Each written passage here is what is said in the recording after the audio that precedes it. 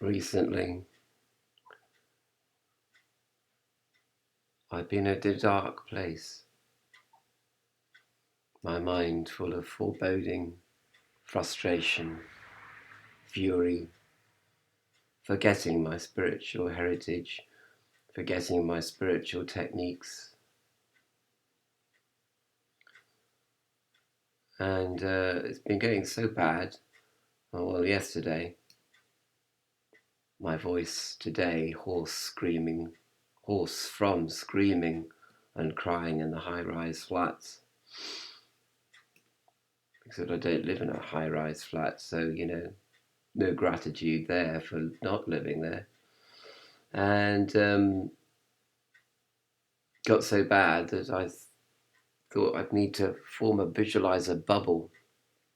I see an image of um, a bubble of protection from the world, and a protection from my lower will or lower self, and not just one bubble, but in fact 3 bubbles I had to visualize around me. And then I began to think what these bubbles represent, and I think they're the 3 F's. Forgiveness about the past. Keep on forgetting that you have to forgive the past. You have to let go of the past on every single level. Otherwise, there's no room for either the present or the future. Forbearance, an old-fashioned word meaning to stand something, to grit your teeth, and when things get tough, the tough get when the going gets tough, the tough get going, kind of thing. So forbearance is connected with the present, and with the future, you have to have faith. You have to have faith that there are energies or intelligences, call them angels, saints, whatever you want, that are doing 2 things for you, really. They're helping you to stick to the rule of Gnosis, which is to lead the Gnostic life, and in preparation for forever, which is the sort of final F in the equation. So you have forgiveness, you have forbearance, and you have faith, and you have forever. And these entities are enabling you or preparing you, helping you to prepare for forever on one hand, and they are helping you to stand, to forbear what is going on in the world and in your particular life situation at the present. Now, when I made these bubbles, and I was sort of thinking about what they meant, forgiveness, forbearance, and faith, I also then sort of made these affirmations, and of course this video is called Affirmations, Gnostic Affirmations 2. I then sort of thought about, I made the affirmation, I am not existent, I am not here. But interesting enough, I was actually in bed contemplating this, and I had a pain in my heart, in my side, well, either muscular or actually in the heart. I'm not sure. I'm nearly 60, so I don't know. You never know nowadays after you get to 60 what these pains in the chest actually mean. Probably nothing at all, just neurotic pain, I would say. But it reminded me that that's wrong. I mean, you are existent. And when your heart stops, you will no longer be existent in this space-time continuum. And secondly, you are present. You are here because physical pain and even emotional pain of any kind actually connects you to the here and now. It's and like work. I mean, if you're doing a job of work, you're connected to the now. If you stub your toe or hit your funny bone, the pain connects you to the here and now. You kind of have a jolt, or at least I do, because I'm so I lived my whole life in an intellectual kind of bubble, bubble of thinking. I'm too disconnected from the earth. I just think all the time, you know. I don't do. So I go out in the garden and try to do things because that connects me to the present. So I did, you know, so I thought, well, it isn't, I am non-existent and I am not here because I am here and I am existent. So those two affirmations are false affirmations. But then I thought about forever, and I thought, well, I am soul. And then I thought, well, I got that right. You know, we definitely are soul, and we are connected to forever. We are part of forever. We are aligned to forever, to the transcendental realm and the transcendental God. If you want to call God God or anything you like, really. It could be Brahmin, it could be, you know, it could all be just obviously a state of consciousness, and then it doesn't really matter if that consciousness persists after death or not, because in the here and now you have this consciousness of forever and of soul and spirit, which you forgot, of course, when you were consumed with fury and frustration, and bitterness and hatred for everything, hatred for yourself and hatred for other people and all this. You know, it's a state of consciousness which you can enter in the here and now in your existent life. You know, and we don't know how long the existence of in this life will continue, of course.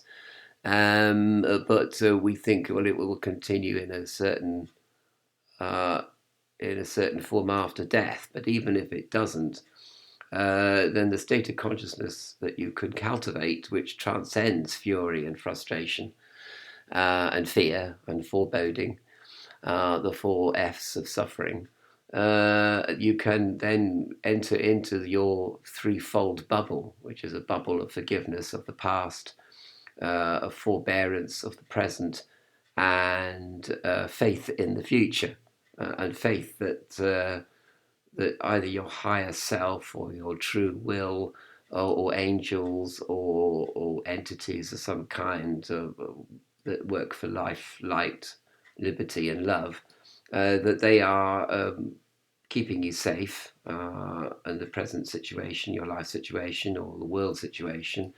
And they are, but more importantly than that, they're keeping you safe in order for you to continue to do the meditations and the prayers and the contemplations and the readings, so that you don't forget that you are soul.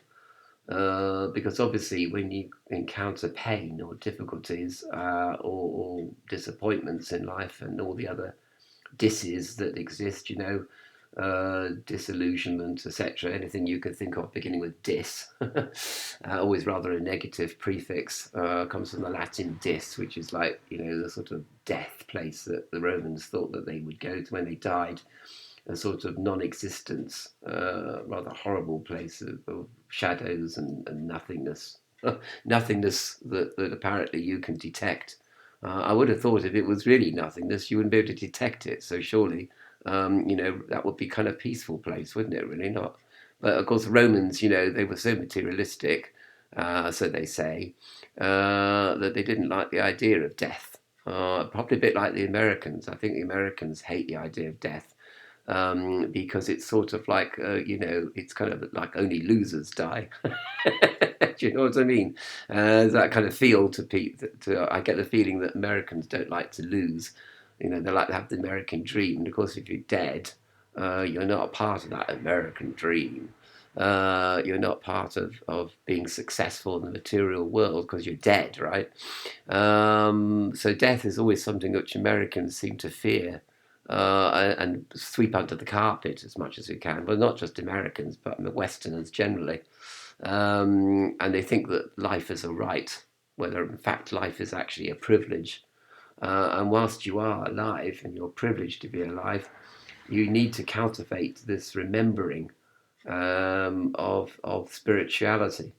You know, and you know, you take the communion, obviously to remember Jesus and the spiritual message or energy of Jesus during the communion, because we, when we encounter frustration, fear, foreboding, fury, we forget our spiritual roots, and we become rootless. We forget who we are.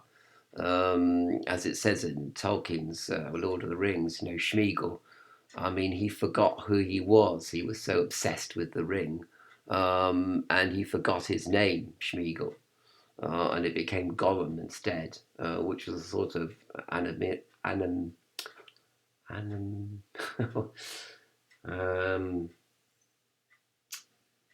a kind of the name actually Gollum is a sort of it's I've forgotten the word. Just, a word that describes an action. So he's sort of choking on his obsession with the ring, and that was like Gollum, Gollum, Gollum.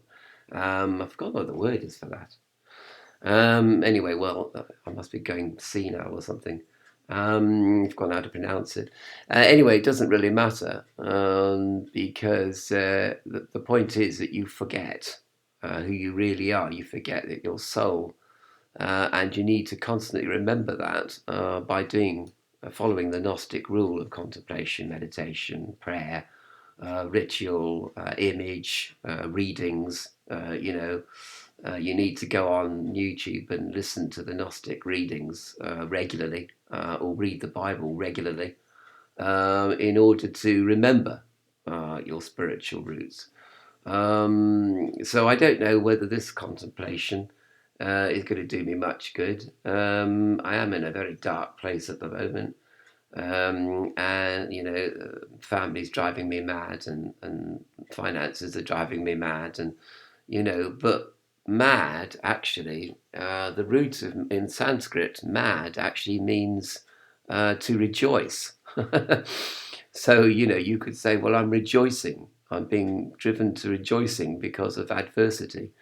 And you need to turn adversity into opportunity, they say, which is, I always thought, was this kind of platitude which comes easily to people that are successful in life, and not so easy to people who are not doing very well in life.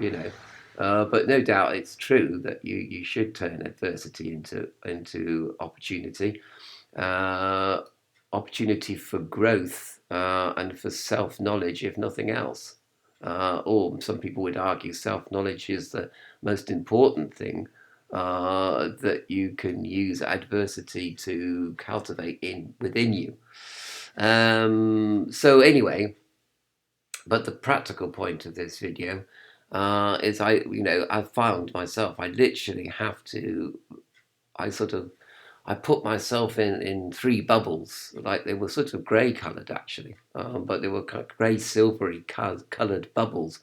And the middle bubble is forbearance of the present. The bubble on the left of me, as I'm looking at the screen now, that would be like forgiveness of the past. And the one on the right would be faith in the future. And that faith that the future is indeed a spiritual future, because it's obviously logically it certainly isn't a future in the material sense, because of course we're all going to die at some point, and we're all going to lose the American dream on the other, so get with the program. And the program is the rule of Gnosticism. The program is meditation, contemplation, ritual, prayer, looking at uplifting images and reading uplifting texts, which will reconnect you to forever, which is the bubble that we finally enter when we achieve gnosis and enlightenment.